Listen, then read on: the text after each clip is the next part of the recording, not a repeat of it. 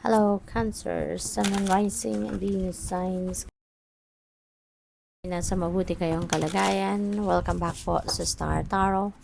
And kung bago kayo dito, welcome din po kayo videos and leave me a comment po kung naka-resonate kayo. So, yung first card is this is your challenge. This is your advice. Ayan, so Cancer, strength. Kailangan mo ngayon na magpakatatag. Magkaroon kayo ng tibay ng loob, tatag ng dibdib, lakasan ninyo sa ngayon. Kasi maaaring meron kayong situation na pwedeng challenging situation. Yung ganon na situation. Kaya hindi ka pwedeng panghihina this squarely para na malagpasan mo na to, no? I-manage mo na ng maayos so that you'd be able to out, no, of this situation. Alright? Pwedeng relationship yan. Of the lover's energy.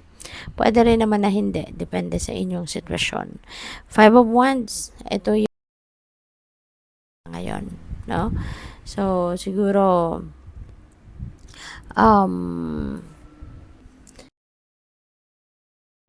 no? Kung ano man ang gulo na siguro pinagdadaanan ninyo or kung ano man ang gulo ninyo, siguro maaano mo na rin ito. Tawag dito, mapag-uusapan na, 'di ba? Kaya but yun, kailangan mo talaga na because siguro hindi mo masyadong kilala yung mga taong ito, kung anong pwede nilang gawan, 'di ba? So parang you are trying, this kind of water, kumbaga kung magulo, 'di ba? Kaya feeling ko dito magtatagumpay ka, 'di ba? Kanila maaring eventually you're going to patch things up, 'di ba? Kasi parang nagano to may clash, 'di ba, na nangyari. Mayroong clash of opinions,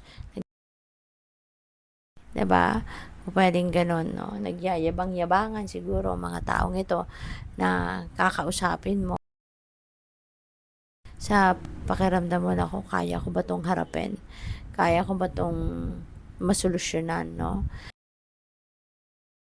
You will. Magiging maayos din ito, no? You will come up with a peaceful resolution. Ayos kayo. So, yung advice sa inyo, Knight of Swords. Ayan. So, hindi kailangan na anin mo to, no? So, wag ka nang magpatumpik-tumpik pa. 'Di ba? Face it squarely. Kaya kailangan mo lakasan ang inyong loob para nang sa gayon, maharap mo agad ito. At kasi the longer you wait, kunyari, iniisip mo, ako, titignan ko muna, papalakas muna ako ng loob ko. Baka mas lalong makomplike. Mas lalong marami pa silang pwedeng isipin, o na baka mas lalong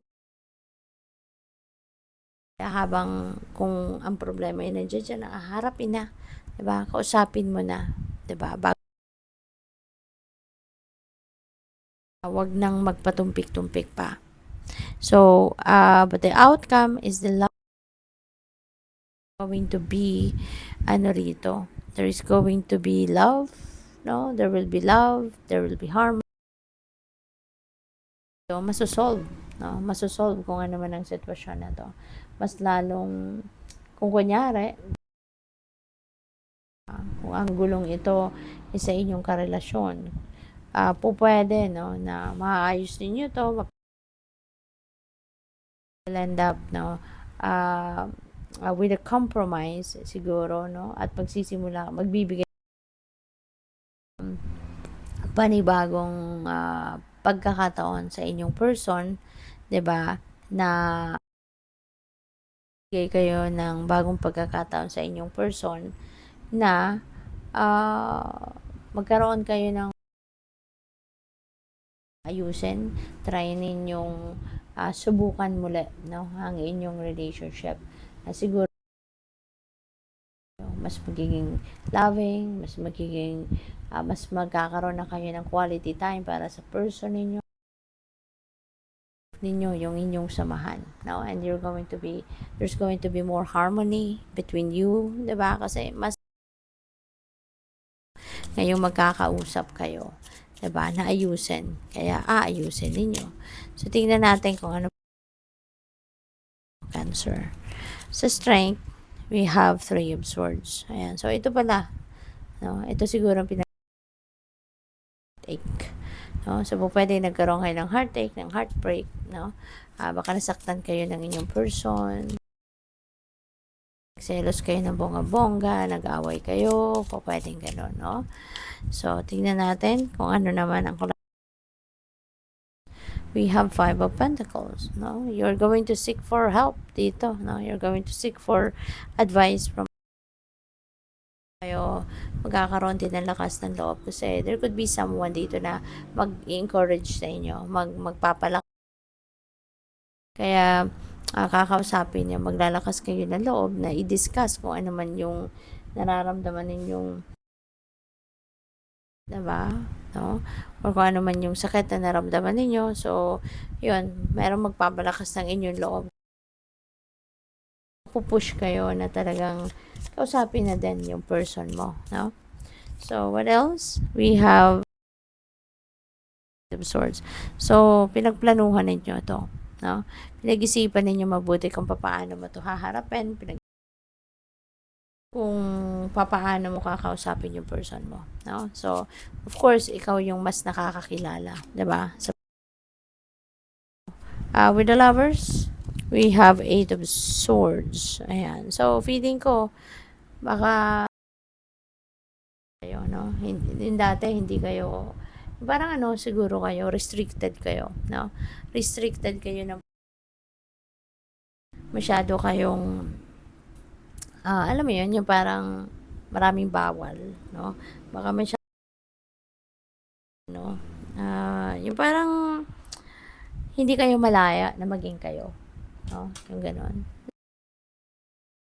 Didiktahan kayo. Baka ganun ang sitwasyon ng person mo sa iyo, no? Na baka dinidiktahan ka, ikaw niya, yung ganon. Pero ngayon, no, that's going to change. That's going to change. Baka ngayon, mas kasi madidiscuss na ninyo ito. Masasabi mo na kung ano yung ano mo, yung problema mo. Masasabi mo regarding that, no? So, pwedeng ganun. So, tignan natin kung ano pa mga mensahe para sa inyo. We have guidance. You are not alone. You are guided by masters and teachers of the highest realms. So, hindi kayo you're not alone. Hindi kayo nag-iisa. You have the guidance of the divine universe. Okay? Kaya lagi kayo makinig sa iyong intuition. Kasi dyan pumapasok yung gabay ng universe. Connect to the pulse of Mother Earth. She will guide you through this time of change. Ayan. So, baka kailangan ninyo rito na tawag dito, mag-spend time. Baka kasi matagal-tagal na ninyong hindi nagagawa yan. Diba? Hindi na kayo hindi kayo nakakapasyal. Hindi mo lang kayo nakakapag lakad-lakad sa park, kaya it's very therapeutic, you know. Baka hindi ninyo napapansin, 'di ba? Na sobrang nasa nature kayo, 'di ba? It's very therapeutic, it's very healing, no? Makakatulong 'yon, no, na walas ang inyong pakiramdam. We have healing the past. I step into my future with strength and clarity. Kasi, ano na kayo, hindi nyo na to iindahin, ano, kung ano man itong pinoproblema ninyo, yan, so move on na. 'Di ba? Kailangan ng matutong mag-move on, matutong mag-move forward sa buhay. 'Di ba? So, tingnan natin kung ano pa ang mga mensahe para sa iyo. And maraming salamat, no, for subscribing po kayo. And there is a join button po sa baba ng video. Pindutin nyo lang po yan kung gusto nyo pong mag-member. First, nauuhaw. So, pwede nga iba sa inyo dito, uhaw na uhaw talaga.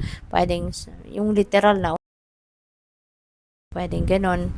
At kaya paalala yan sa inyo, no, na importante lagi tayong hydrated, no. Iinom ng tubig, no, ng fluids, yung ganon, para ano tayo, hindi tayo mas nakaka-stress kung dehydrated tayo, 'di ba? Sumasakit ang ulo. Kapag dehydrated ka, maraming nagiging irritable, nagiging kaya mas magandang lagi kayong umiinom, no, ng tubig. What else? Got tayong final message?